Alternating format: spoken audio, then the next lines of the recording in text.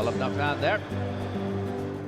I kind of fell into race walking. A teacher in secondary school suggested I try the walk. So after a little bit of persuasion I did, and I suppose I loved it.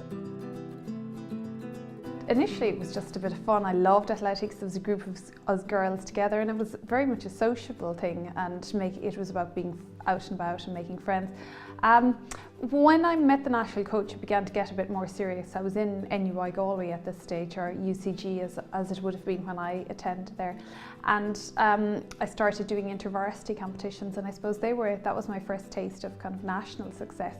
So when I left college, I had a bit of a decision to make, and you know, leaving college is a crossroads for people who are involved seriously in sport.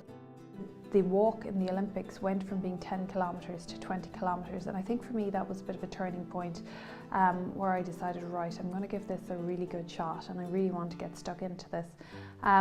So from about 2000, or from 99, the year before the Olympics, when the change was officially made, I set it, you know, I was very determined to make the Olympics in 2000. As things progressed, I suppose I wanted more. I wanted to achieve more for my sporting career. And luckily I was in a position where I was able to initially job share and eventually go on a career break. And I think really that was what was necessary for me to be truly successful and to maximise my potential in sport. Olive Loughnane comes home in 7th position. I was 7th in the Olympics in Beijing, and for anybody not making a medal, a top 8 position is something that's coveted among athletes.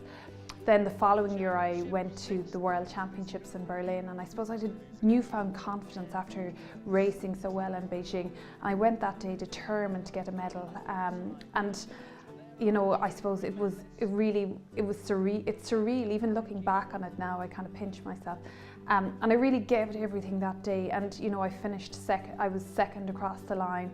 And while I didn't win, I really felt that I got the absolute most out of myself, and I couldn't have possibly done any more. And so, you know, it was a huge cause for celebration. Then to hear a couple of weeks ago that in fact I was going to get the gold medal, I mean, that was just the icing on the cake, really. So I think it's only since I stopped competing as an elite athlete that I have an appreciation for the need to be focused about sport and about exercise, even when you're not competing.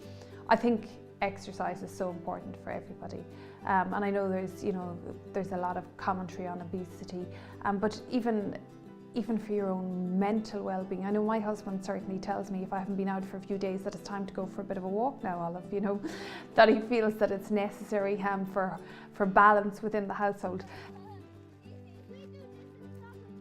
Certainly the benefits to your health and your, I suppose, emotional well-being of exercise just cannot be overstated. I think as a nation, you know, it's important that we create a habit of exercise in young people from a very young age. I think while I know our primary schools are hugely burdened, I think it's a time when intervention can be very helpful, and to try and make people realise that exercise is for everybody and exercise is for life, and that there's something out there for everybody. And I'm extremely passionate about that.